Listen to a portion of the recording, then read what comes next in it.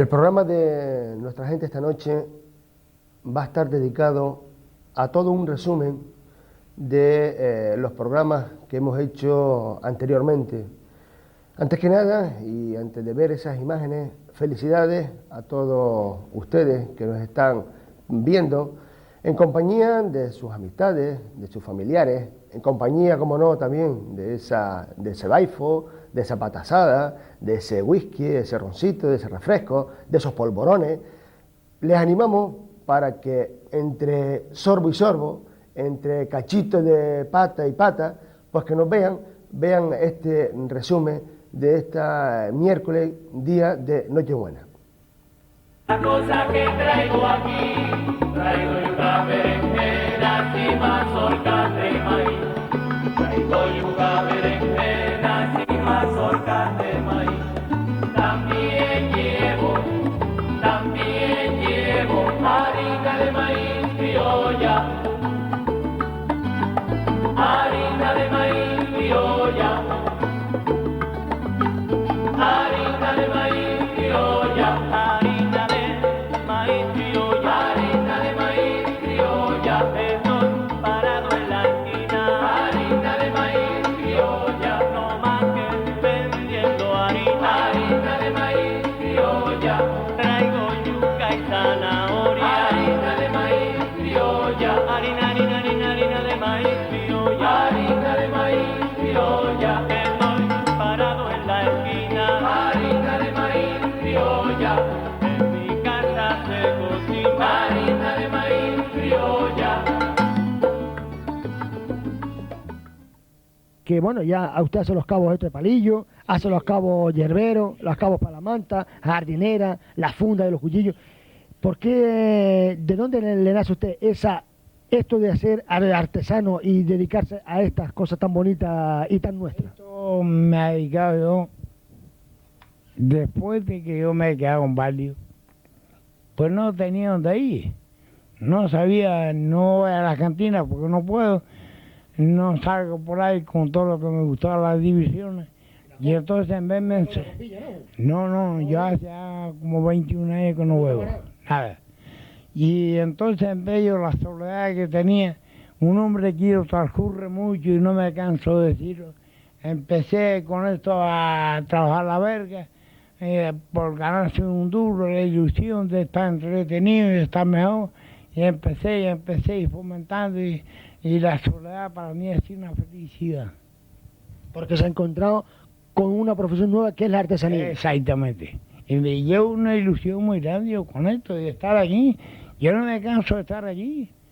Y hemos visto también, Juanito, que en una habitación que usted tiene aquí, que hemos visto cosas antiguas, como un fuelle, un eso para sulfatar las plantas antiguos de fuelle, cocinilla, también hay unas agujas para coser los fardos. De madera. Exacto, para coser. De tea, como la que usaba mi abuela para los remiendos de las esteras que se usaban antes en las casas. Que los padres decían, dentro de la habitación, donde más transitaba siempre había una estera.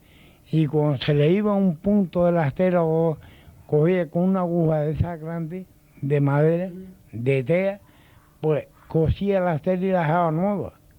Como decir, las mujeres que remendaban los pantalones. Antiguamente no había nada más que remiendo. Hoy en día no se usa. Hoy cogemos el pantalón y lo tiramos. Pero antiguamente había, se remendaba, pero bastante, y buenos trozos. Y surcillo.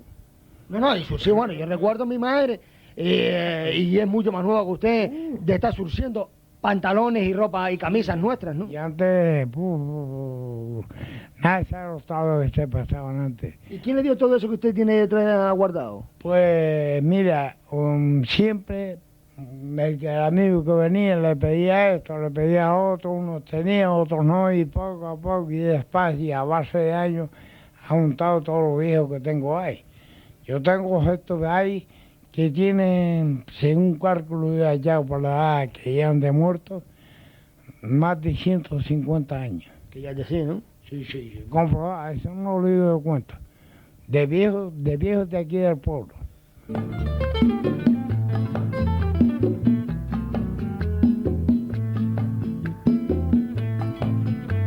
Te espero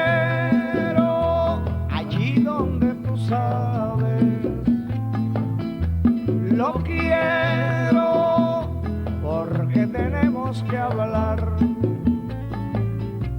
Oye, concédeme un ratito nada más, que bien vale la pena si ha de ser para querernos más.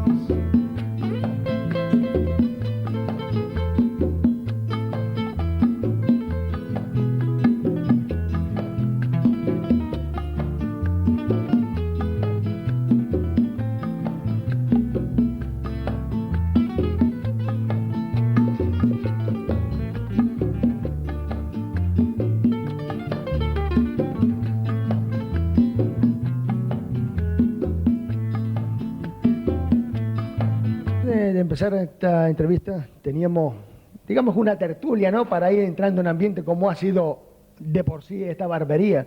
Y decíamos que como mínimo yo le ponía un promedio que llevaba 50 años dedicándose a la profesión de barbero.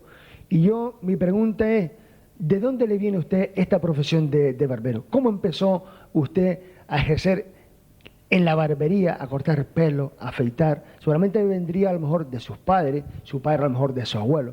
Cuéntenos un poquito de la historia, de dónde procede, porque yo recuerdo que estaba aquí su hermano Juan, en paz descanse, su hermano Antonio, usted en la actualidad.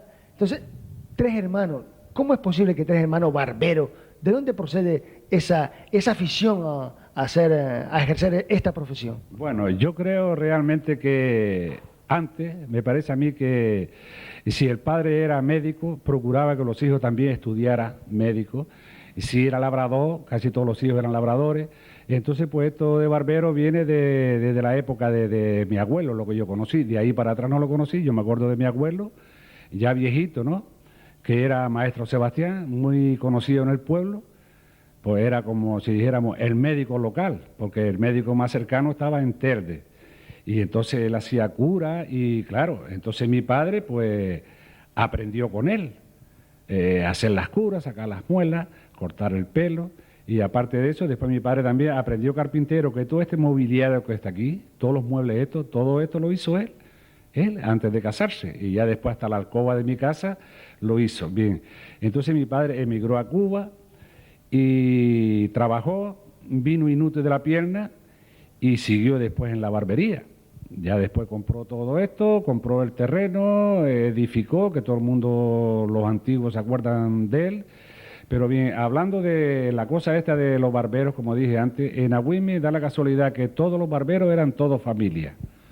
Todas eran familia. Estaban, como si dijéramos, los de Juanico Manuel, que eran ellos, y luego después mi abuelo con sus hijos, mi tío Juan, mi tío Sebastián, que murió en Las Palmas, era barbero, mi padre, y entonces esa es la historia. Entonces éramos nosotros 4 hermanos, pues antiguamente cuando se terminaba de la escuela, pues empezamos también a aprender el oficio. Luego después mi hermano Juan, por ejemplo, fue el primero, pues a ayudar a mi padre, se quedó en el oficio. Cuando mi hermano Juan iba a ir al cuartel, ya Chano, mi hermano Chano también, pues siguió relevando a Juan. Cuando Chano iba al cuartel, Antonio, y luego yo. Y claro, ya después han muerto 2, y mi hermano Antonio pues está retirado y he seguido yo el último baluarte de esto aquí, ¿no? Y ojalá que sea por muchos años, ¿no, Panchito? Hombre, pues digo la verdad, en estas 4 paredes esto es, no sé, pero hasta le tengo cariño porque hay muchas anécdotas, mucha historia, y yo parece que la tengo toda aquí dentro, me lo paso bien con la gente, más o menos veo todos los cuentos de la gente, las historias, y parece que esto para mí es como un confesionario, que yo todo lo veo aquí, lo oigo, y cuando salgo fuera parece que ya no oigo nada, pero yo me entero aquí de todo. El novio que dejó la novia, la política, el fútbol, todo me entero yo aquí. Y cuando ya termino mi jornada, parece que no oigo nada. Es que es lo grande. Digamos que el barbero es una persona que lo sabe todo, pero a la misma vez es como un cura que se lleva los pecados de los feligreses a la tumba. Exacto. Esa era la palabra, por lo menos conmigo. ¿Recuerda cuándo dijo su primera misa y en dónde, don Ángel? La dije en Valsequillo, el 16 de abril de 1943.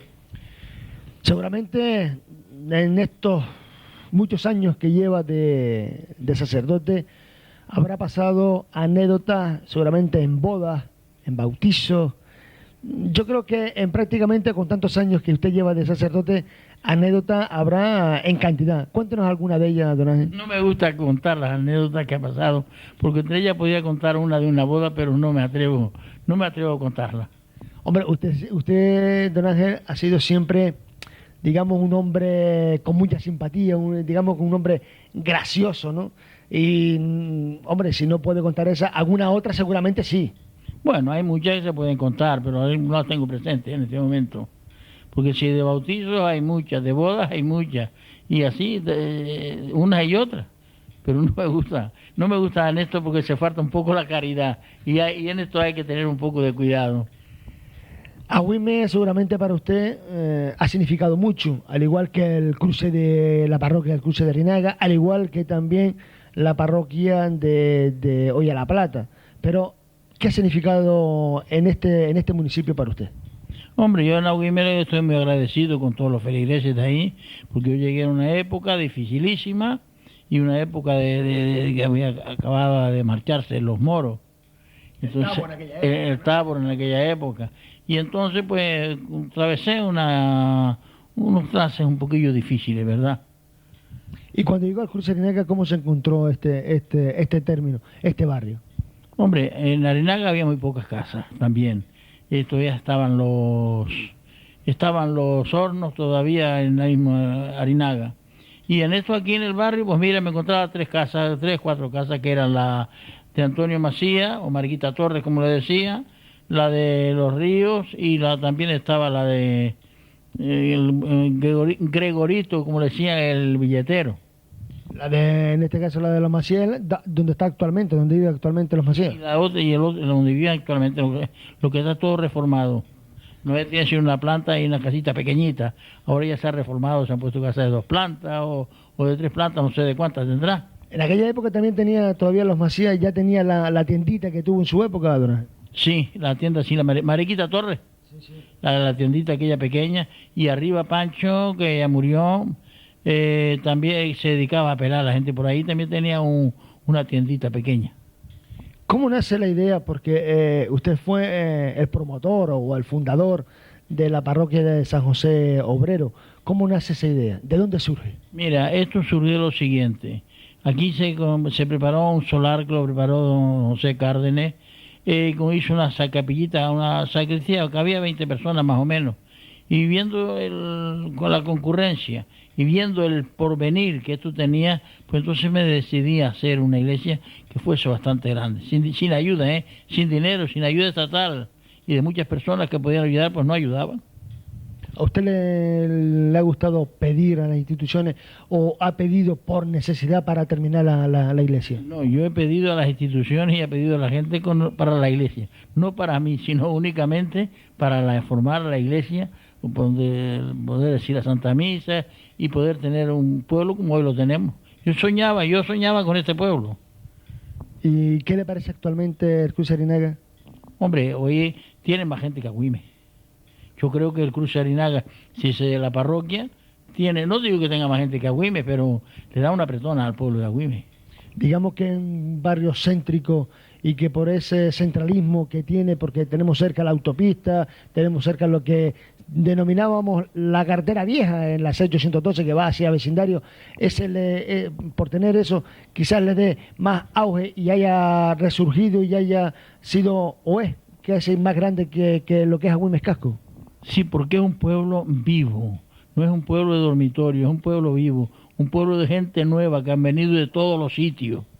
Y como han venido de todos los sitios y no hay mucha más gente aquí por la falta de solares, porque yo considero también un crimen el vender un solar a estos precios que están hoy.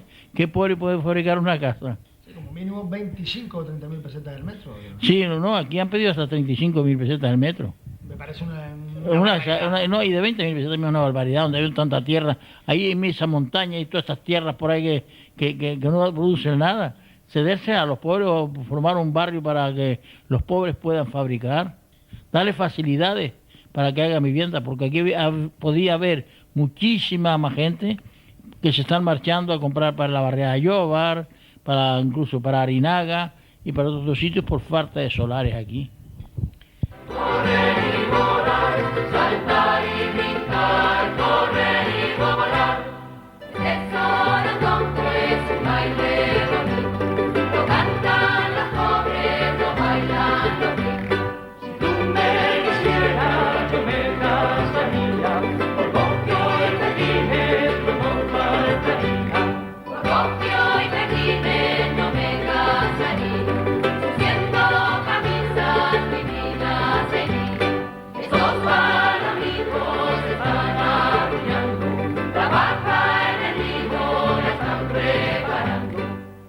decía, con 81 años, y en aquella época también estudiaba, y en este caso lo hizo en el colegio de los Salesianos, Antoñito. Sí, señor. Allí aprendí lo poco que sabía yo leer y escribir y aprendí a trabajar de carpintero.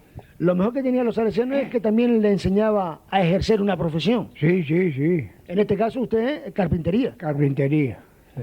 Antoñito, también en sus años, para que usted vea cómo es la vida y las vueltas que da al mundo, terminó, ya que aprendió el oficio de carpintero, vino a terminar lo que es su vida delante de la puerta de un horno, ¿no? No, sí es verdad, eso es verdad.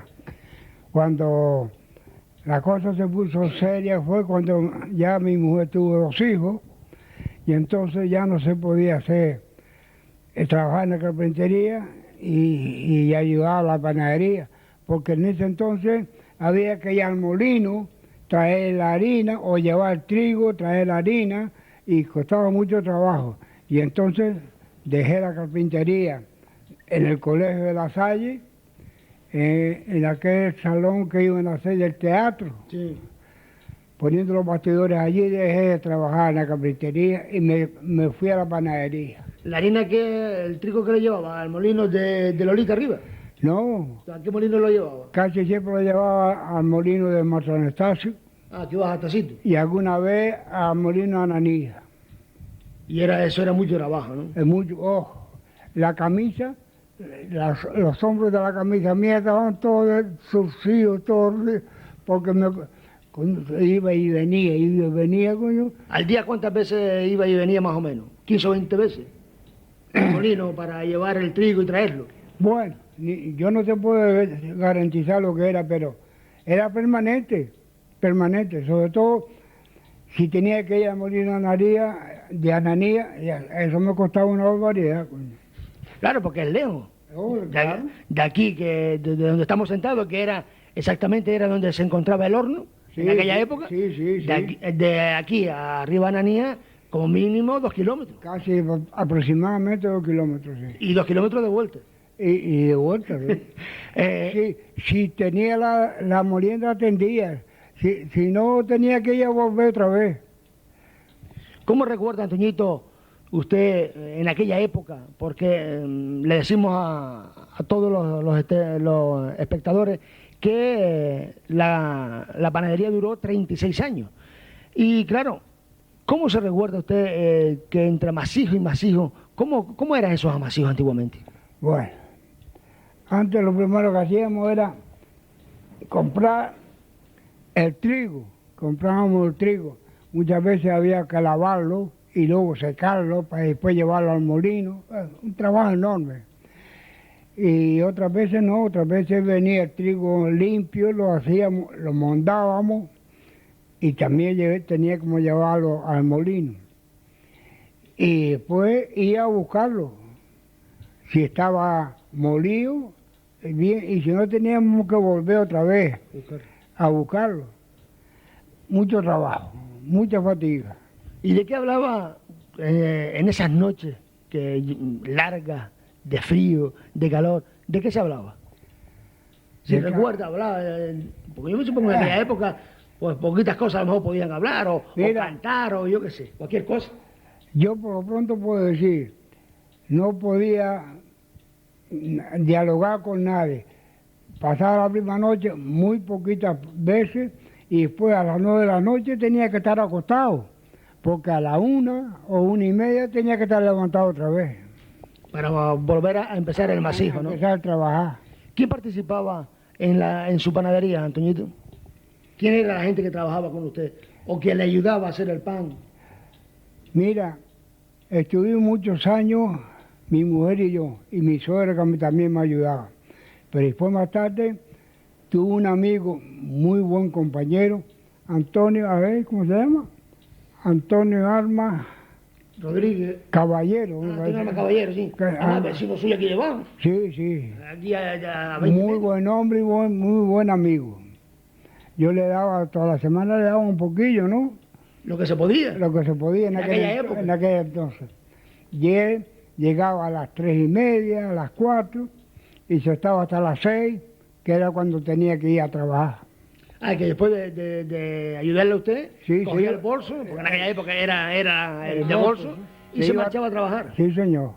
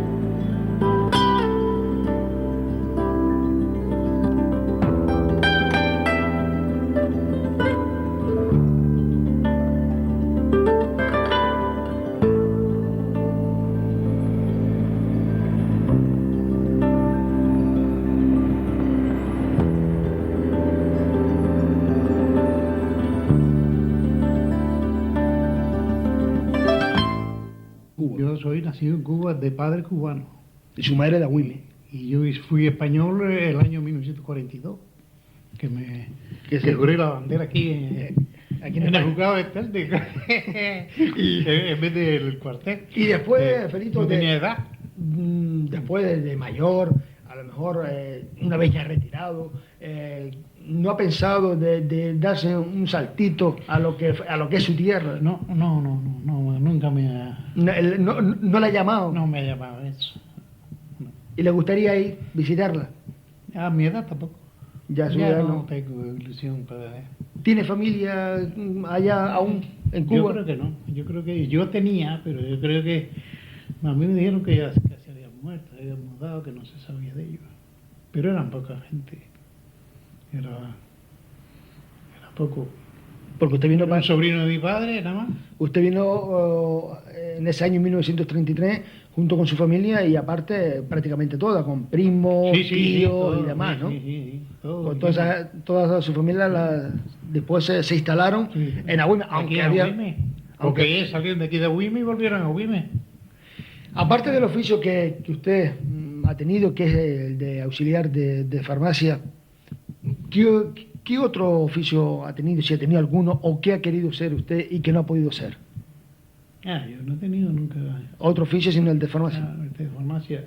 Una vez me propusieron trabajar en un banco y pagaban casi igual que lo que pagaba aquí en Agüime.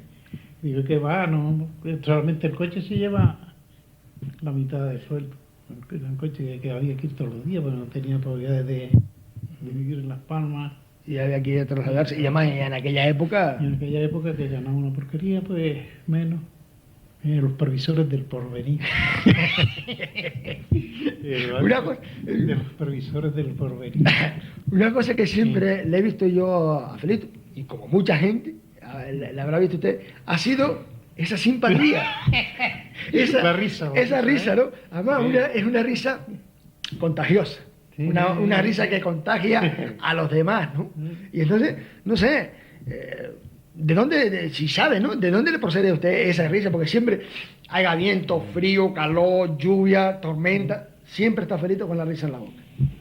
Eso es cosa de uno, eso nace con uno. Sí, pero habrá momentos que usted tiene, no sé, estará Hombre, malhumorado, pero siempre también está, hay momentos que está uno de mal humor, pero siempre la sonrisa en la la boca. mayor parte de la vida es más sonriente que nadie. Quizá Es por otra eso, cosa. por esa sonrisa, no aparenta la edad que La tiene edad actualmente, tengo, por eso, yo digo eso.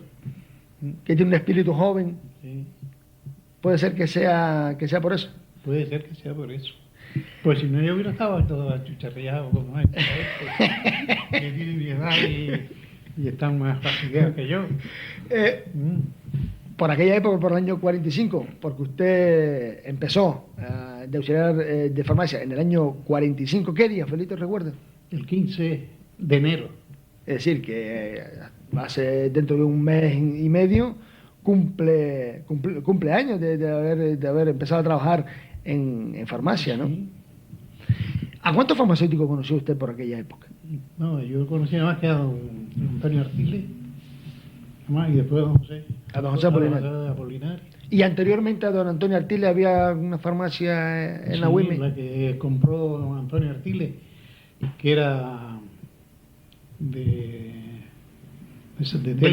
Doña Adela. Doña Adela Báez. Doña Adela Báez se llamaba. Después se marchó Doña Adela, vino don Antonio Artiles. Y se marchó don Antonio Artiles y vino don José Apolinar. Y usted trabajó con los dos, con don Antonio y con don José.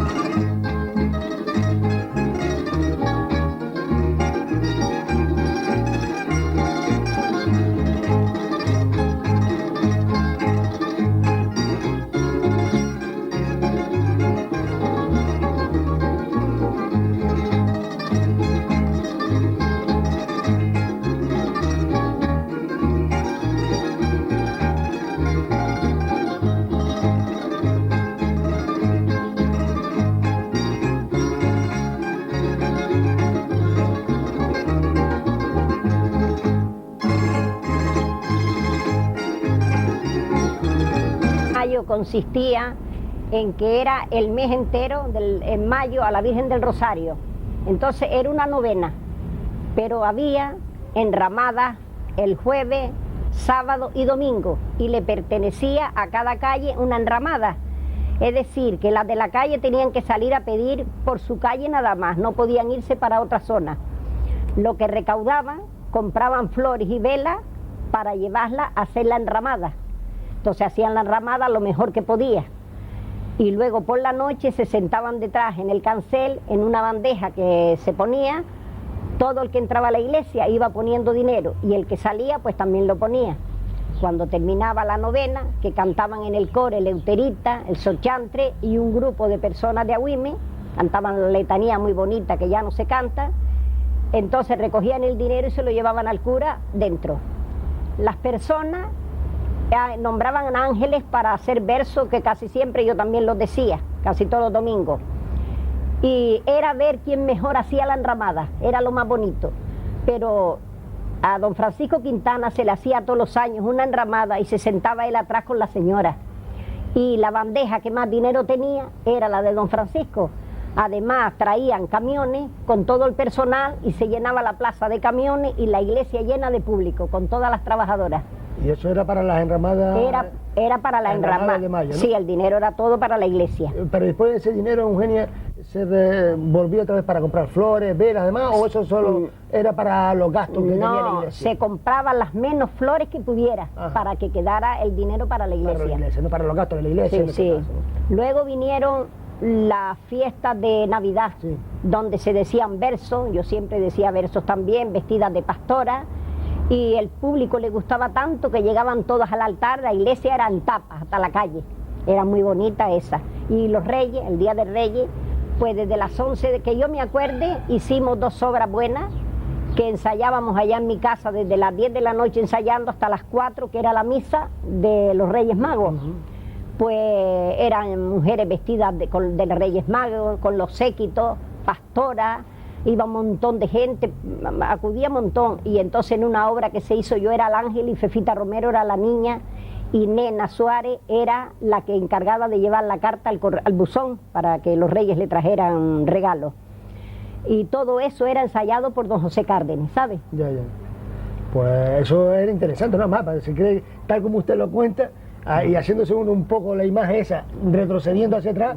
Vamos, eso tiene que haber sido precioso, ¿no? Precioso. Porque además, como bien dice usted, si la iglesia se llenaba y demás, hombre, eso tenía que ser bonito. ¿Cuándo empezó usted, Eugenia? Porque sabemos que desde aquella época usted era una persona entusiasmada en el teatro. ¿Cuándo empezó usted en el teatro y cuál fue su primera obra? Pues mira, don José Cárdenas nos animó a un grupo grande para hacer obras de teatro. Entonces empezamos a hacer una obra y nos llevó al cine y se llamaba El Orgullo del Castigo. Nos llevó al cine, era un montón de gente, Aurelia, Teresita Ruano, Calista, Juana González, Eugenia, un montón de gente de Agüime. Entonces hicimos una actuación y ese dinero lo quería él para el dinero para los pobres del pueblo. Y como te digo, el cine siempre se llenaba, entonces nos llevó a Vecindario, a Ingenio y a Carrizal, y todo el dinero se lo repartió a los pobres.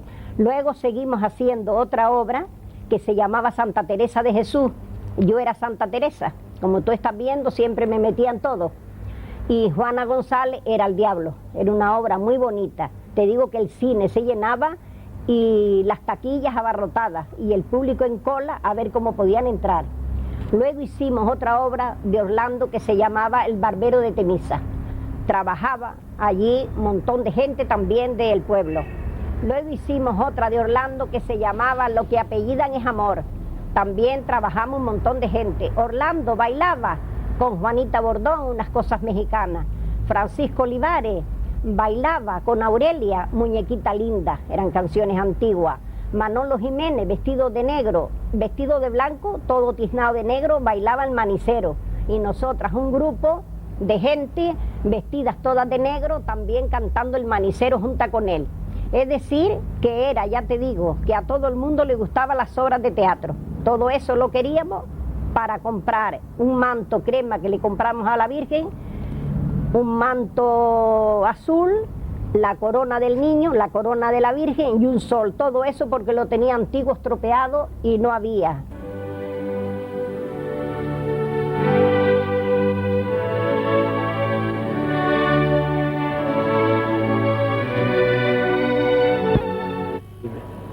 Pues concretamente fue en unas vacaciones de Navidad de 1956, un grupo de estudiantes nos encontrábamos en Agüime, estábamos estudiando en Las Palmas, en diferentes colegios, concretamente Expedito Segura Díaz, Francisco Olivares Santana, y luego se nos asoció Lorenzo Santana, y paseando por la Rambla se nos ocurrió animar las vacaciones de Navidad con algún acto navideño, y alguien habló de una cabalgata.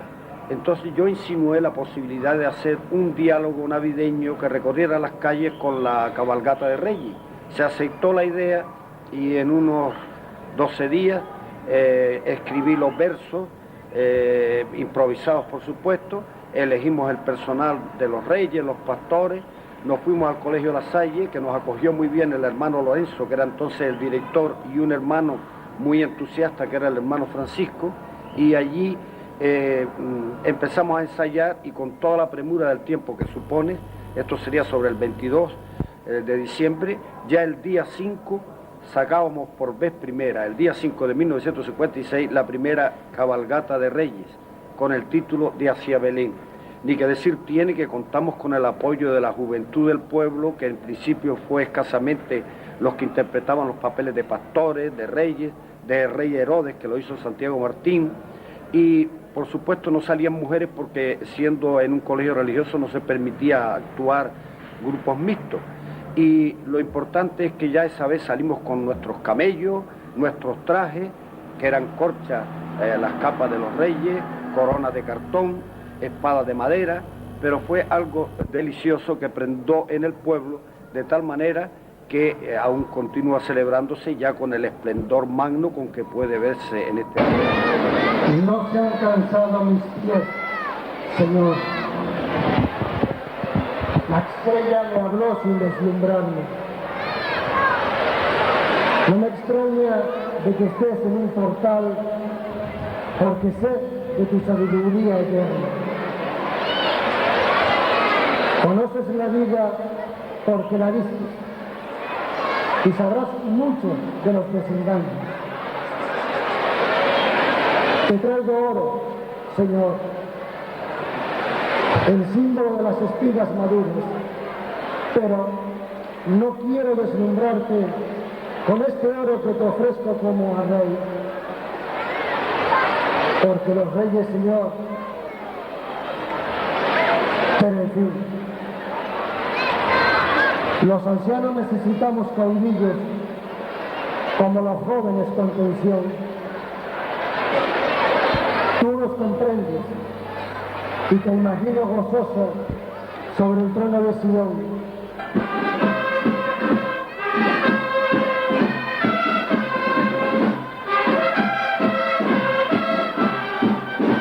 ¿Qué es lo que más admira de esta cabalgata actualmente después de los años que lleva de historia?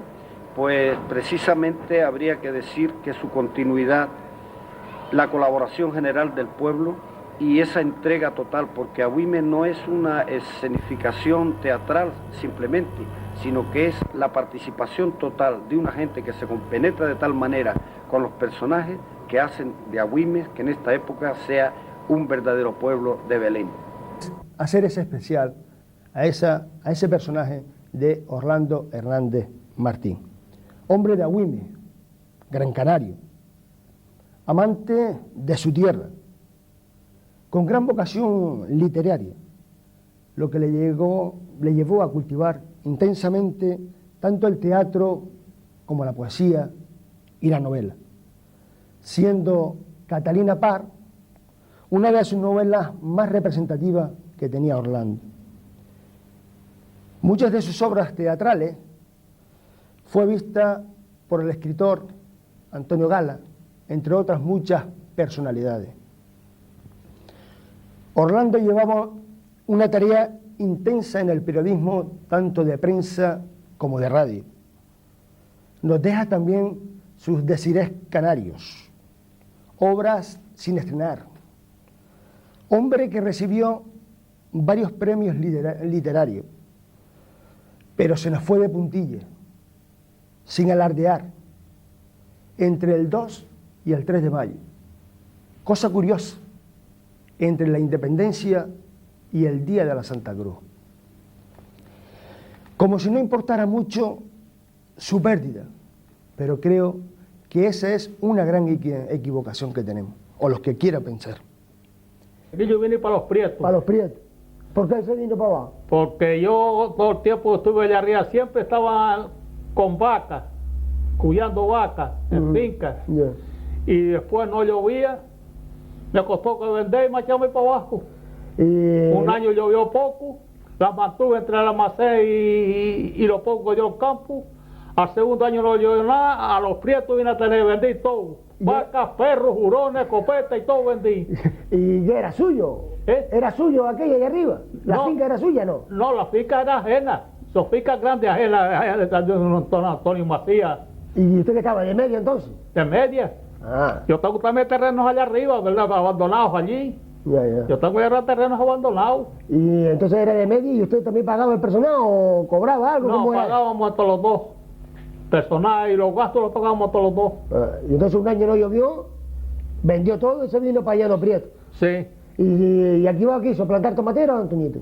El primer año eché la panegada. Y después, al segundo año, mis hijos así los sigo plantando, pero mis hijos los atendían, y mi mujer. Yeah.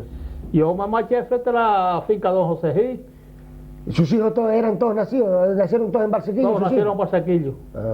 Aquí no nacieron ninguno, hasta Manolo vino con una camisolilla. Manolo entonces que era chiquitito cuando vino para abajo. Una camisolilla por fuera como se usaba antes. ¿Y de quién eran los tomateros? ¿Era de Don José Gil o Don Matías? No, de Don Matías. Don Matías Melías era, ¿no? Sí, de Don Matías. ¿Y después se fue con Don José Gil usted a trabajar? Sí, porque Chano Torres estaba allí y me dijo, dice, ¿y usted cuando él termine la zafra, para dónde iba? Digo, yo, ay, y venga así para acá, yo le doy trabajo. Fuimos para allá, para cómo hablaba de la cacería, igual está la cacería y tal, y cuál. Que era también casado. Y entonces me puso con las mujeres del cargado, que ahí plantaba mucha papa y tenía que tener mucha gente. Cardona estaba con los hombres y yo con las mujeres. ¿Y ahí va que se plantaba tomates y papa? No, papa, tomate no. Ah, tomate no. Tomate ni pimiento, ni nada de eso. Papa y de todo tenía ahí, de todo. Yo me he enterado de que usted fue cazador. ¿Eh? Que usted era buen cazador. Bueno. Cuéntenos eso, a ver cómo era eso de la cacería antes. ¿Cómo era la cacería antes? La cacería es que teníamos arriba una salviada, una cueva, de un pastor que se marchó y se la cedió a un sobrino mío. Y el corral para amarrar los perros. Y entonces íbamos allí a Salvia, los días siempre el sábado o el viernes de la tarde, los que tenían que trabajar día el sábado, tú no dices el viernes, a la cueva tenemos allí las camas, teníamos allí todo, teníamos un cocinero, y después a madrugada cogía una lenteja cada uno y cortaba todo el campo alrededor, encendiendo y apagando para que si otro iba, dice no, aquí hay gente ya, no se metiera. Ya se metía adentro y aclarar el día, yo llevaba a un hijo mío y otro llevaba a otro, los perros a llevárselos a cada cual donde estaba el cazador, no se movía de allí. Después llevar el desayuno, tiro a los conejos y llevando conejos para arriba para la cueva. Y el cocinero arreglando. ¿También cazaba por aquí, por Arinaga, por esa zona estuvo usted también cazando? También, toda esa zona hay.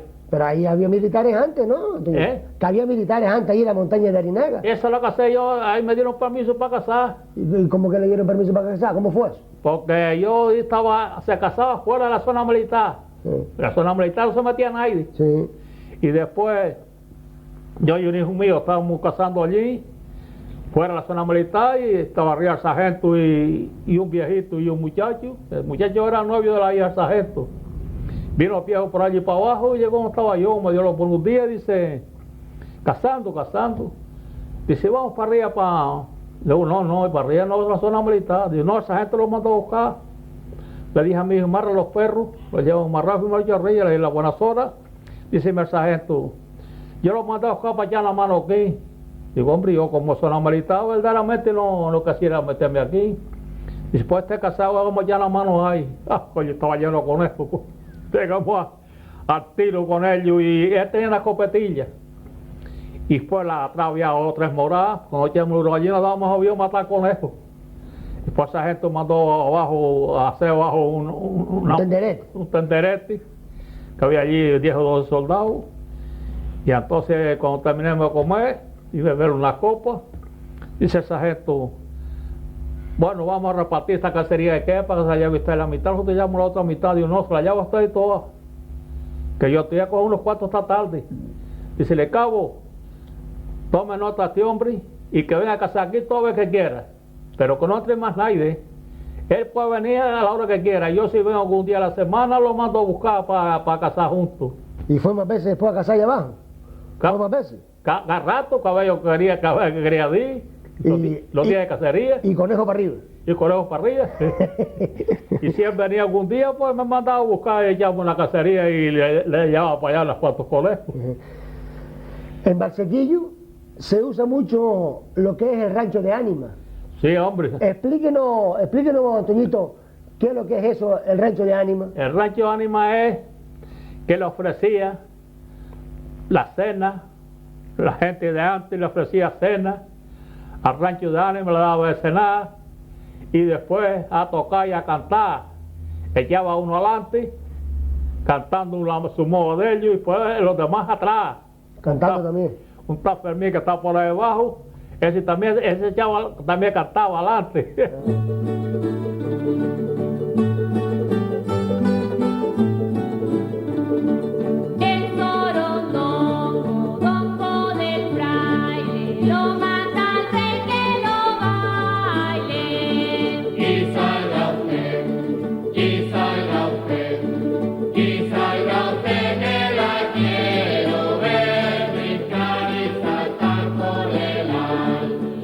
Hola. ¿Cómo se encuentra? Pues bien. Bien. Gracias a Dios. Estamos bien, ¿no? Pero no me puedo quejar. Vamos tirando. Mientras que tiremos, vamos bien. El problema es cuando no se tire. Eso es. Como decíamos, Anita, usted vino de cazadores. Sí. A Llano Prieto. Sí, señor. ¿Recuerda cuántos años más o menos hace que vino a Llano Prieto? Pues yo creo que a vivir aquí hay 41. 41 años. Sí. Es decir, que usted vino allá por los años 50, poco más o menos. ¿Y por qué vino de cazadores a este barrio, a Llano Prieto? A plantar tomateros porque éramos pobres y había que buscar la vida, porque tus hijos había que mantenerlos. Sí. Eran muchos también. ¿Todos los hijos le nacieron en cazadores? No, no siendo la más chica. Es decir, la más chica le nació Vamos, aquí. los dos más viejos me nacieron en el Carrizá, pero porque vivía con mi suegra primero, pero después los otros que sí nacieron allá arriba. La más chica sí nació aquí. ¿Y recuerda con quién plantaron los tomateros, Anita? Sí, plantábamos primero con los Bentancores, después con los Calderini más tarde aquí. Los Bentancores eran espinales. Después más tarde plantamos aquí con los Calderini y trabajando las muchachas.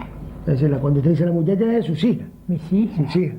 Todos trabajando porque había que comer y había que sacarla adelante. Adelante. Usted en Cazadores, yo me he enterado, Anita, de que tuvo animales.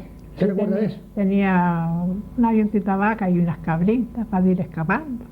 Y por lo menos para la leche de la casa. Eso es. Y el queso. Y el queso. Que yo también sé que usted hacía queso ahí arriba. Sí, sí. ¿O no? Sí, sí. Dígame a ver eso, a ver. Sí, cuénteme eso usted a mí del queso, a ver. Sí, lo hacía y después venía Ingenio a venderlo para después comprar la comidita de los hijos y de todo. Sí.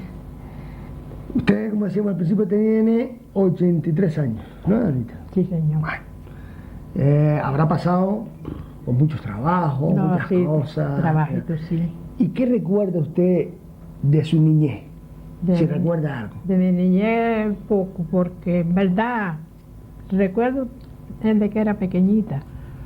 ¿Sabe usted que mi abuela, los criamos con mi abuelita, mis hermanas, y mis hermanos los varones después se fueron para Cuba pequeñitos también con mis tíos, y fueron saliendo adelante, se hicieron hombres, y los otros también salimos adelante. Y después los casamos todos. ¿Y tuvo sus hijitos? Sí. Es decir, que usted también tiene entonces familia en Cuba, me dice. Porque sus hermanos se fueron a Cuba. Vinieron. Se fueron. ¿Vinieron de Cuba o se fueron? Vinieron. Tenía tíos allá, y mis hermanos vinieron después. Ya no queda sino un hermano solo y yo.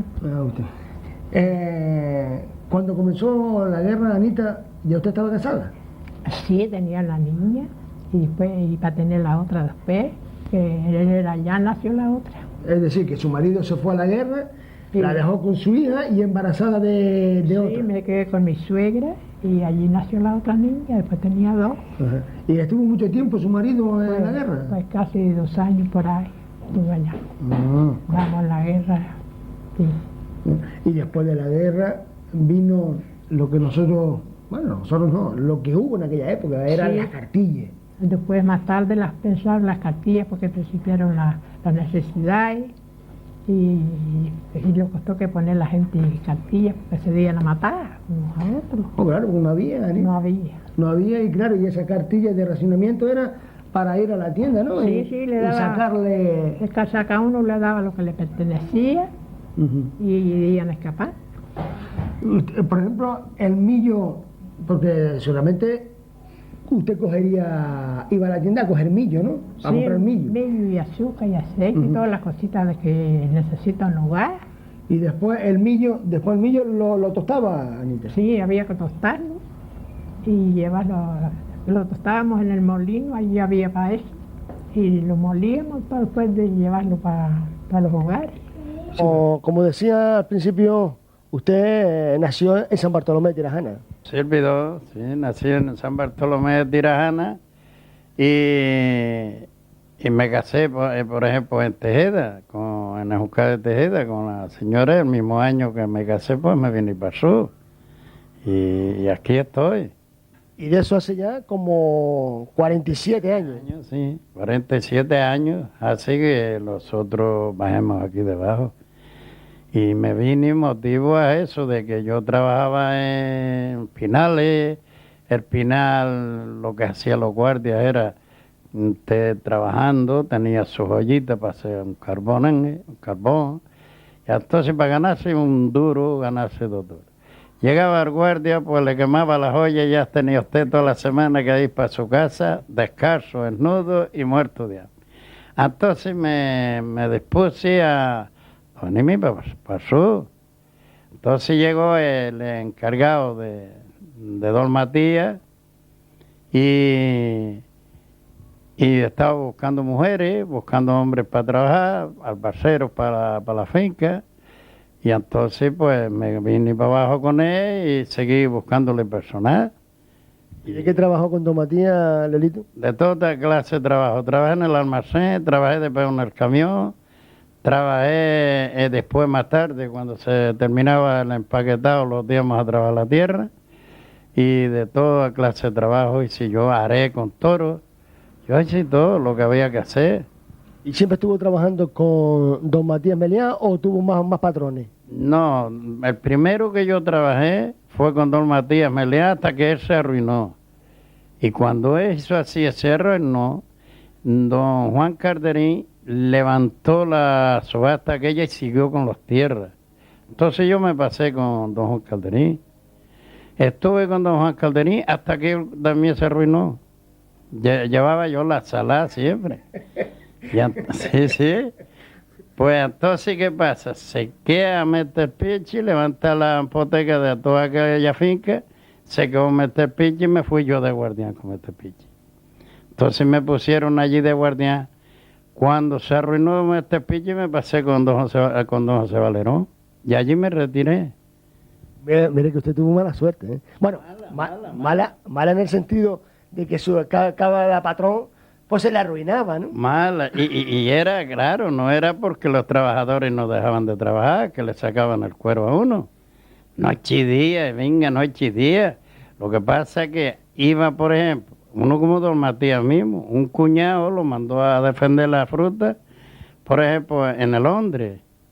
Allí el hombre venga a hacer comelonas de millones y de tal, papeles para acá al cuñado que la fruta no servía. Y dinero para allá. Y dinero para allá. Y resulta que cuando le vino la ruina, ¡boom!, se fue. ¿Cómo está el ego?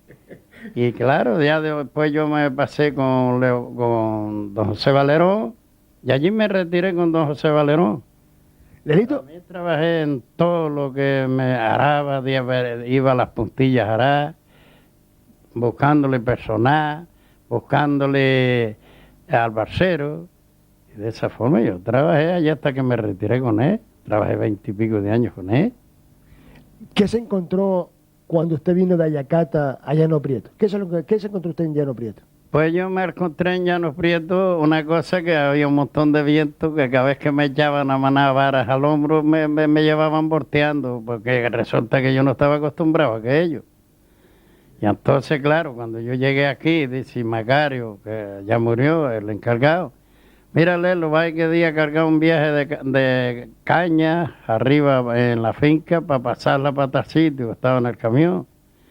Y el camión, pues, me cogía yo una manada de vara o de caña y me tumbaba. Pegaba como el avión. Pues aquí hacía mucho viento más que ahora, ¿no? Antes hacía mucho más. Fuera que no había casas ninguna tampoco. Todas eran chozas de madera y todo era una porquería, porque eso, las chinchas, las purgas, daban hasta miedo, se comían a uno. Sí. ¿Usted recuerda qué casa se encontró en Llano Prieto cuando vino? Cuando vine aquí abajo en Llanos Prieto, la única casa que me encontré fue la de Virigorito aquí en el Crucerinaga. Porque lo demás había las casas de los patrones, de la finca, para los encargados, para los dueños. Había también, lo que sí te digo, que cuando vine, Llanos Prieto era una finca rica. Era rica, una finca que tenía de toda clase de fruta. Tenía higos, tenía uvas, tenía guayabos, tenía de todo lo que había. Y después era una finca, que esa finca se plantaba de tomatero, se plantaba de papa para embarcar, se plantaba de millo para desgranar, que ahí fue donde ya empecemos a matar la hambre. Porque yo cuando vine aquí debajo, ¿sabes? Tenía que salir de Los Prietos al Cruce Sardina a buscar el reparto de la cartilla, que me daban a lo mejor 3, 4 kilos de gofio de trigo. Después los serpas, era quien tenía todas las cartillas, que allí se pusieron ricos ellos. Todo el que Por- tenía castillo se ponía rico. rico. Y yo iba para allá, casi nunca iba mi mujer para descansar, iba y hasta llegaba llorando a la casa. ¿Por qué? Caminando allá, le tocaba 2 kilos de gofio, le daban 1. Le tocaba 1 kilo de azúcar, le daban medio. Y es decir, que después aquello lo dejaba para venderle trapelo. ¿Y cuánto duraba?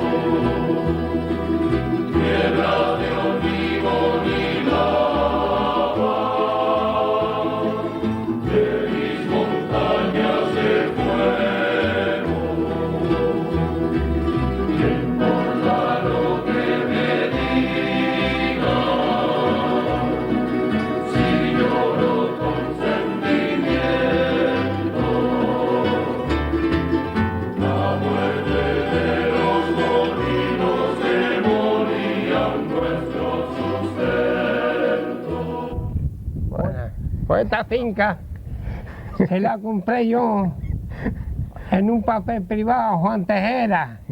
Juan Tejera quería venderla a toda fuerza. En aquel entonces no se conocían los millones. ¿Entonces qué se conocía? ¿Qué se conocía? Porque no había dinero. Y yo lo cambié con unos cachos de solares allí abajo, hice el dinero y me quedé con la finca. ¿Cuántos metros tiene la finca? Pues tiene 8.000 y pico metros, de pareja dentro todo amurallado. ¿Y la tiene plantada de árbol? No, de árbol la orilla y el agua arrendada. ¿A sacar las perras? Para recoger las perras. Ah. ¿Cuándo se inició usted en la agricultura? ¿A qué edad se inició usted en la agricultura? De chico, pocas veces que fui a clase, lo que aprendí, lo aprendí con la noche capaz con Nande Patecante. ¿Y aprendía mucho? En 2 meses me supe las 4 reglas. Y firmar, yo no sé más nada. ¿Y leer si sabe? Leer sabe, sé un poco. Así, yo no he tenido más vicio que este. ¿Cómo eran aquellos tiempos de su juventud? ¿Cómo eran aquellos tiempos de su juventud? En el tiempo de mi juventud, los padres le daban los hijos a la gente que tenía para que le dieran de comer y le ayudara. Porque no como hoy todo el mundo a clase y nadie va a la agricultura. La agricultura ya no da dinero, Agustinito. Ya la agricultura, pero tampoco hay puestos para tantos empleados. Ah, sí, coño. Y entre más empleados, más ladrones.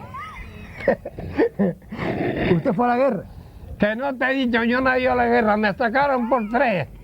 ¿Pero eso qué es? El por 3. Explica a las cámaras qué es eso del por 3. Eso por 3, por 3 hermanos libraba uno. ¿Por 3 hermanos libraba uno? Exacto, y yo por 3 hermanos me sacaron. Tenía uno la quinta al 30, yo del 33 y otro del 39. Y me sacaron a mí el 33. ¿Y no tuvo que pagar también? Nadita. Ah, ¿no pagó? Por segunda vez ya yo había servido. Ah, ¿usted sirvió? Pagué la cosa. ¿Para no servir? Fui a servir las instituciones, ¿entiendes? Y está 6 meses en el cuartel. En vez de estar 2 años, pues estaba 6 meses.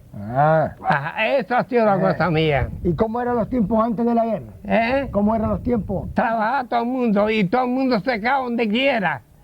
Y nada nos molestaba, no había nadie de porros como hay hoy. ¿Cómo era Agüime antes? En su época, ¿cómo era Agüime? Agüime, en mi época, la casa se terminaba allí en la Rambla. ¿Tú ves los graneros que tengo allí? Sí. Pues aquello, mi madre, para tener en el verano, iba allí. ¿Y después de la guerra, cómo fue los tiempos después de la guerra? Después de la guerra, todo el mundo se fue saliendo, y se coge esto con una brasa de aceite, y ahora está todo revuelto. Agustinito, ¿qué se cosechaba en aquella época? ¿Qué se cosechaba en aquella época? Pues en aquella época se cosechaba maíz, se cosechaba cebada, se cosechaba trigo y todo se vendía. ¿Y ganaba dinero con eso? Claro, claro, es que era vivir de la gente. Y yo con guajito de leña que no tenía, pasé una peseta para poder comprar algo para la casa. ¿Y en el campo, en el Alcaucí también? De todo. En la Alcaucí está la finca Los Valerones. ¿Allá arriba también cosechaba? También en todos sitios. Ah, ya. ¿Y usted se acuerda cuándo vino la cigarra? Pues claro que me acuerdo como si fuera ahora. ¿Y qué pasó en esa época? En Pagochón, ¿dónde está usted? Todo el mundo con la noche echando veneno en el campo para cogerla, echar y matarla. Y se semillaron. Dice que también pegaban fuego con mellones. Ah, claro, sí. A fincas enteras dice que le pegaban fuego. Le echaban, claro, por donde quiera que se cargaba, el ramo eso se comía todo lo que había.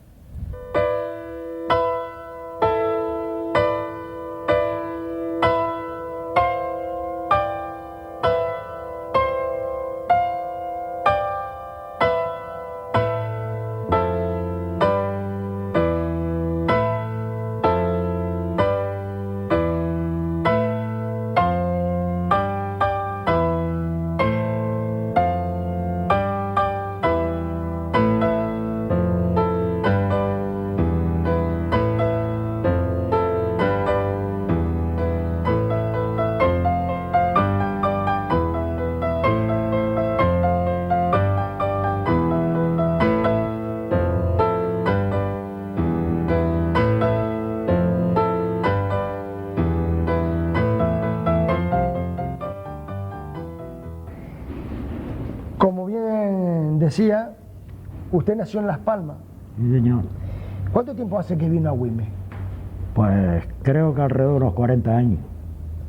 Y cuando vino por primera vez, ¿qué se encontró en Agüime? ¿Cómo era Agüime?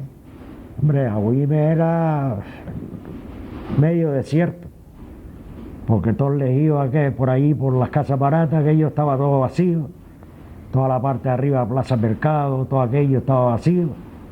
Ya hoy hay un barrio hecho. Sí, hoy tenemos como hoy tenemos un de barrio, 3 a 5 mil personas aquí. Ahí está, y antes había menos gente. ¿Y por qué vino de Las Palmas Carmelo Alemán a Güemes? Pues yo vine de Las Palmas porque mi señora se enfermó y el médico la mandó a cambiar de clima. Entonces se vino a Güemes con unas tías que tenía aquí. Y como aquí le fue bien, pues... Aquí se estableció. Aquí me vine yo. ¿Porque su señora también es de Las Palmas o es de Güemes? No, mi señora es nacida en Las Palmas, pero la madre... Procede de Güemes. Procede de Güemes. Y tenía aquí familiares, y por cuestión de enfermedad pues se trasladaron y le va bien. Y aquí me he quedado. ¿Y a su señora le ha ido bien? Le ha ido mejor, sí, porque está un poquillo fastidiada, pero... Ahí va tirando. Ahí va tirando. Yo lo he conocido a usted como una persona que ha trabajado el latón o la hojalata. ¿Tuvo usted alguna otra profesión, sin ser esa? Sí, la de fontanero. Mi primera profesión fue el fontanero. Pero bueno, eso fue de pequeño, mayor. No, yo empecé a trabajar, a aprender el oficio de 9 años.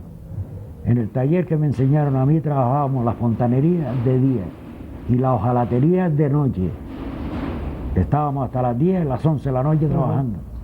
¿Y por qué dejó entonces la profesión de fontanero y se dedicó a trabajar el latón, la hojalata, la carpintería metálica?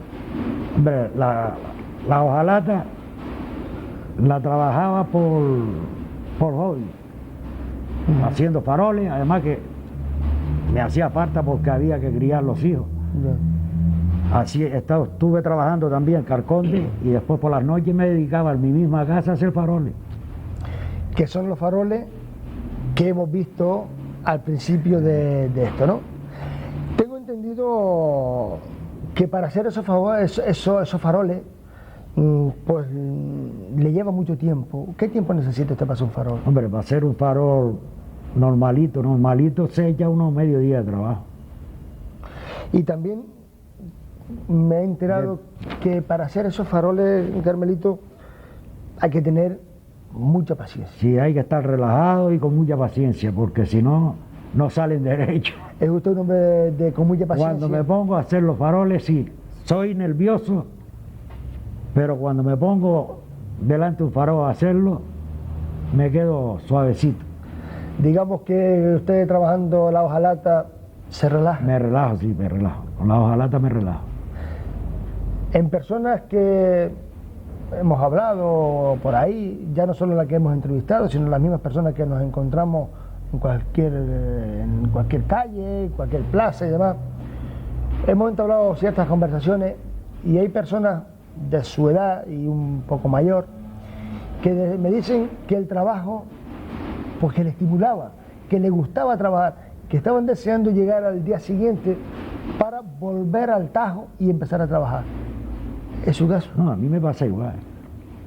Me pasa igual. Yo con el trabajo me relajo. ¿Recuerda cómo era en la época suya de niña los scouts de araña? Pues sí, me recuerdo. Pues como pasé tantos trabajitos allí. Pues dígame una vez cómo era ese pueblo de scouts de araña. Ese pueblo de scouts de araña, antiguamente, pobres y felices, todo el mundo trabajando, sembrando cuando había que sembrar, recogiendo cuando había que recoger. Y los que podíamos ir a la escuela, iban a la escuela, y los que no íbamos a guardar las cabras. ¿Usted fue a la escuela? Fui poquito, pero fui un piquito nada más. ¿Le enseñaron a ellos? ¿Algo le enseñaron? ¿A escribir también le enseñaron? No fue mucho, pero aprendí un pico. Bueno, por lo menos sé poner mi nombre. No, exactamente, a lo mejor lo que sabe es gracias a que usted fue en aquella época, sus padres lo obligaban a ir en aquella época a la escuela, ¿no? Exacto. ¿También trabajaba en aquella época, Ricardito? Sí, trabajábamos. Bueno, mientras fui chica, ¿no?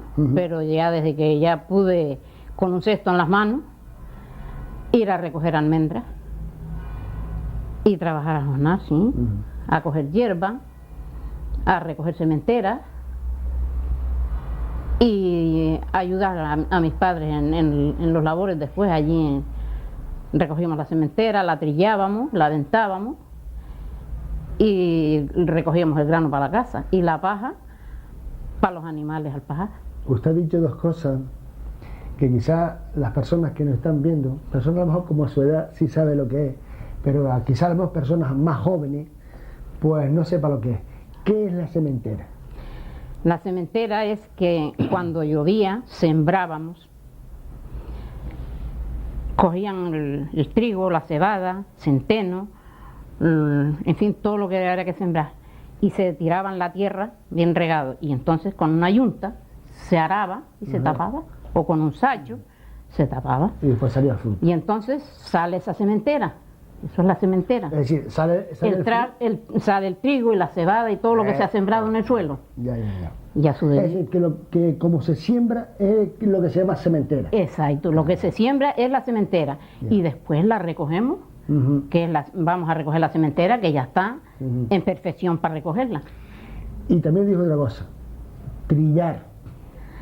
Trillar. Dígame lo que... Trillar es, segamos el trigo, o la cebada, lo que era que sembremos, lo recogemos, lo amontonamos en una era. La era es una era redonda que se hacía, la empedraban o la lajeaban para que no levantara tierra para el grano. Cuando la sementera después estaba bien seca, ya después de seca puesta allí, cuando la sementera estaba bien seca, se tiraba a la era, se preparaban 2, 3 o 4 bestias o un par de vacas y entonces las encolleraban, amarradas pescuezos de una de otra y una persona atrás de ellas dándole huerta en la era y una persona atrás con un viergo, que llamaban un viergo, que lo hacían de madera con 4 pinchos y entonces van dándole huerta para que la misma bestia siga dando... Exacto, porque si no muelen lo de arriba y lo de abajo se queda así. Y entonces la persona que está por fuera con el viergo le va dando vueltas y los animales trillando, hasta que se queda la paja fina y entonces se va espajando todo para los lados, se va sacando la paja para los lados y ya cuando queda ya los remolinos en el centro, se coge y se adienta y el aire se lleva todo el tamo y se queda el trigo limpio, que lo acabamos de zarandear con cilindros.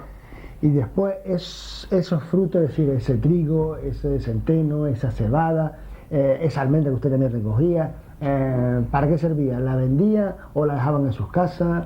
Las almendras siempre las vendíamos. Quien tenía muchas labranzas vendía trigo, vendía cebada y vendían de todo. Unos como nosotros, que no teníamos mucha cantidad, lo dejábamos para la casa. Lo tostábamos, lo llevábamos al molino y hacíamos gofio de trigo, de cebada. Queríamos hacer harina, llevábamos el trigo lavadito y limpito al molino y hacíamos un saco de harina para hacer pan. ¿Tenía que caminar mucho usted para ir al molino? Teníamos que venir a Tirajana. Y eso unos cuantos kilómetros, ¿eh? Sí, pero veníamos en bestia. Bueno, en bestia traíamos el grano, nosotros veníamos caminando. Claro, ustedes caminando, horas y horas, ¿no? Sí, de los cercados caminando, porque antes no había carretera. Caminando tardábamos, pues no sé, pues en aquella época no había ni relojes. ¿Oh? ¿Qué quieres que te diga? En aquella época el que tenía un reloj lo tenía. Era un hombre rico. Es que ni en las casas había reloj. Yo me acuerdo, esto saldrá en la televisión, pero no se me da cuidado. Yo me acuerdo que lo que tengo que decir. Mi padre, para descanse, cuando tenía que salir para cualquier sitio, se levantaba siempre de madrugada y miraba los astros, y por los astros sabía él la hora que era. Y era...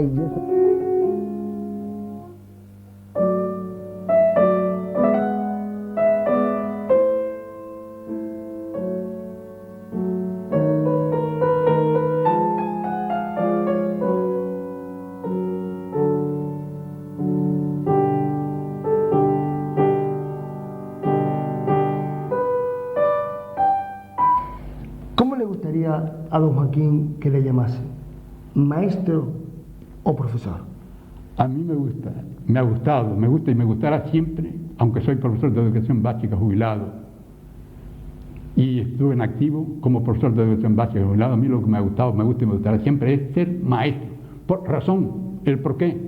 Porque Jesucristo tuvo dos oficios, el de Salvador y Maestro.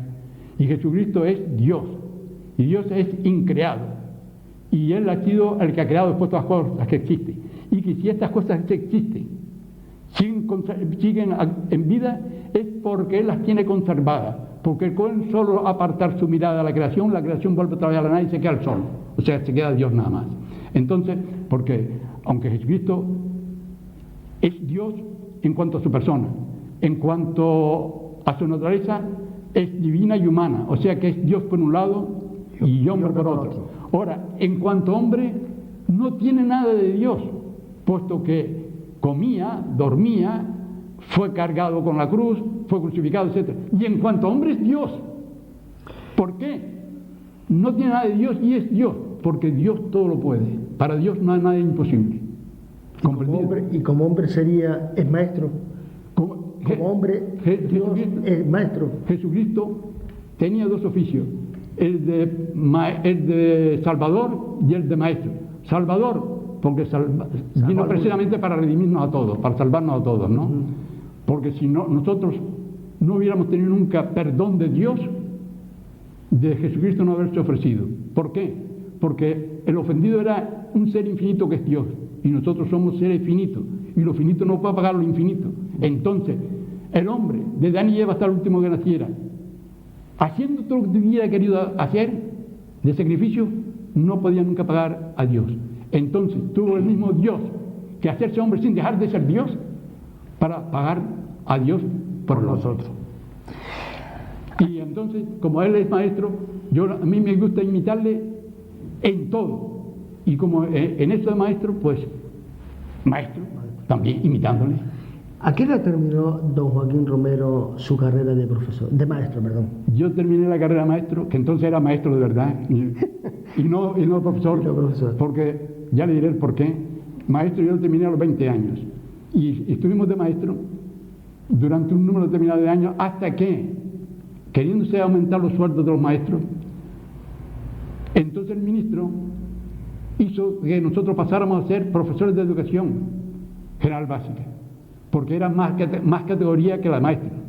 Y el primero en reconocer que es más categoría que el maestro soy yo, pero como a mí me ennoblece el ser un título precisamente medio y representar a Jesucristo, que siendo precisamente el único rico que existe en toda la creación es Jesucristo, y sin embargo nació en un alpendre, donde hasta el más pobre del mundo tiene una camita en que nacer y una cuna en que acostarse, y él tuvo como cuna el pesebre. Entonces resulta que si el único rico que hizo eso, como ya lo dijo en cierta ocasión, yo soy todo manso y humilde de corazón. Entonces Jesucristo, él mismo se confiesa que siendo todo el creador y siendo el único rico y poderoso de toda la creación, por todos nosotros, todo el género humano, desde Adán y Eva hasta el último Bonaca, no somos nada ni nadie ante su divina presencia. El que lo es todo es Dios. Porque repito las palabras que dije antes, con él lo ha sido quien lo ha creado todo, porque nada existe que no se haya creado por él, porque cuando la casualidad no existe.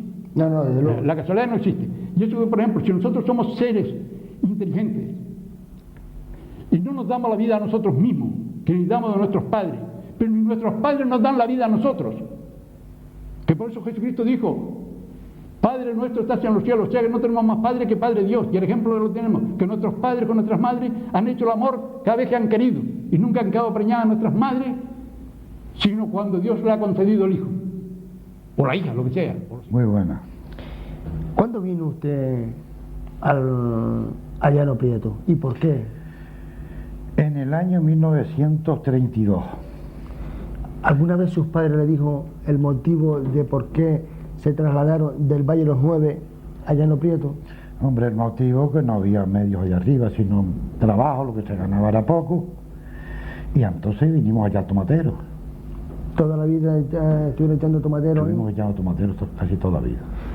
Creo también, según me han comentado las personas que le conocen por ahí, que también con unos 10, 11, 12 años tuvieron que trasladarse otra vez de Llano Prieto al Valle de los Nueve. ¿Y el motivo de trasladarse en ese momento hacia arriba? Entonces los fuimos para arriba y entonces mi padre trabajaba en la finca de Don José Cinta en Terni. ¿Y usted? Y yo vine a trabajar al Goro, casa de Don José Mozón, a segar alfalfa y a agarrear cestas de estiércol para las plataneras y así. Si no estábamos en un sitio en la alfalfa, estamos en la platanera. Es decir, que tenía que estar aprovechadito para todo, para lo que hiciera falta. Y de sol a sol.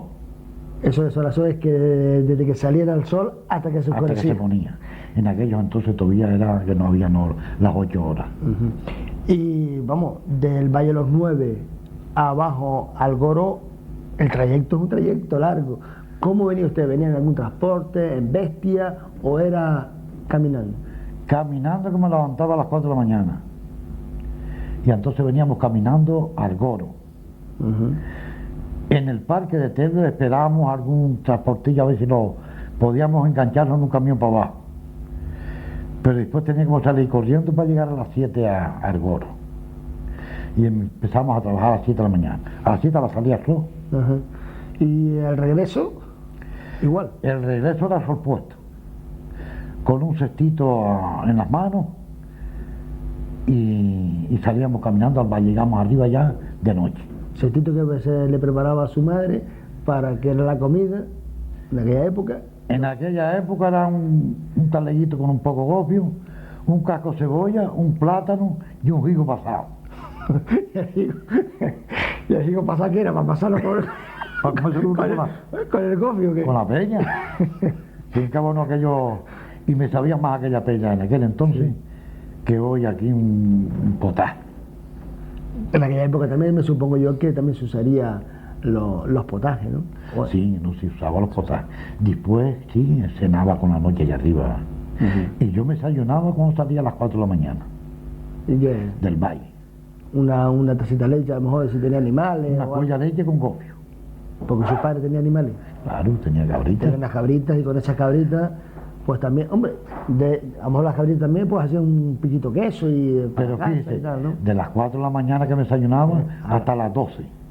Son 8 A ver qué apetito pues no podía haber. Son 8 horas.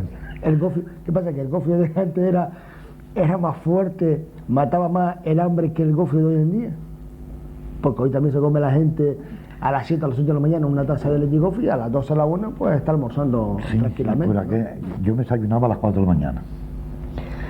Y tirábamos para abajo y llegamos abajo ya casi a hora de pega. Y a ver si teníamos que correr. Porque siempre echábamos por parque a ver si podíamos... ¿Usted recuerda en aquella época, Gabrielito, su primer sueldo? Es decir, ¿cuándo fue la primera vez que cobró Pues lo que vamos, una peseta, una perra o un duro, que yo no sé en aquella época. La primera semana que cobré yo fue de ajuste, llegando a Parma, que yo sabía poco, y cobré 300 pesetas. La semana, por ajuste. En la semana. Por ajuste. Por ajuste. ¿Y el jornal normal? Yo no me acuerdo los jornales de los hombres en aquellos entonces, pero yo sé que la primera semana cobré 300 pesetas. Y eso poco más, algunos amigos me ayudaban a cegar, porque eran tajos que tenían un precio cada tajo de alfalfa. Y yo no cegaba. El que repartía los tajos, a veces me daba unos chicos y después me daba unos grandes. Y los compartiendo para todos, porque era una cuadrilla. El encargado, viendo las circunstancias a lo mejor, un día le daba una EK y otro día le daba otra de arena para ir poniendo la balanza en un equilibrio, ¿no? Que no fuera todo para uno, lo peor para uno y lo mejor para otro, sino que Sí, todo pasara un poco... Lo compartían, si te tocaba, porque eran tajos de todos tamaños. Y entonces, si me dio uno grande antes, cuando terminaba, después me daba un equipo. Y también cuando usted sacaba la alfalfa, ¿qué le hacía? ¿En manojo o la dejaba allí? No, o esto había que dejarla allí, después venía otra cuadrilla a recogerla. Ah, sí, usted no era nada más que con las hoces. Con las hoces. Una hoja calladito y sacando, parejito, hasta que... Una cuadrilla, pero eran todos chicos pequeños, nada de hombres, sino pequeños, todos de 10 a 14 años. ¿Y así, durante cuánto tiempo estuvo trabajando? Así estuve 3 años allí. Con Monzón. Con Monzón. Segamos el corte de alfalfa que empezaba por un sitio y terminaba por el otro. Y después íbamos a los estiércol. Después de ver este resumen del programa de esta noche, les emplazamos para el próximo miércoles, que será otro resumen, será también el último día del año, y les invitamos para que continúen con nosotros. A todos ustedes, que pasen una feliz fiesta y una muy feliz noche.